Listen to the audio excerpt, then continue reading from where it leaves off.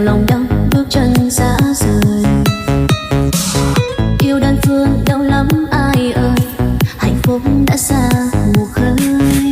Khi xưa mình bên nhau em dẫu không nói ra, nên anh đâu biết yêu thương trong em là bao nhiêu là mong, nhiêu là mơ, nhiêu là yêu. Suốt cuộc đời này chắc không bao giờ anh buồn. Tôi ơi muốn làm gì, tôi ơi bước đi đi, đừng hoài mong nữa, anh ấy không yêu mình đâu mà.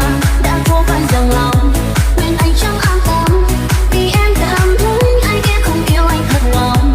Em vẫn sẽ chờ hoài, em không mong anh đi, sau cuộc đời sóng gió có mối đẹp vì anh cứ quay về đây, em lo lắng cho anh, em sẽ không yêu ai ngoài anh.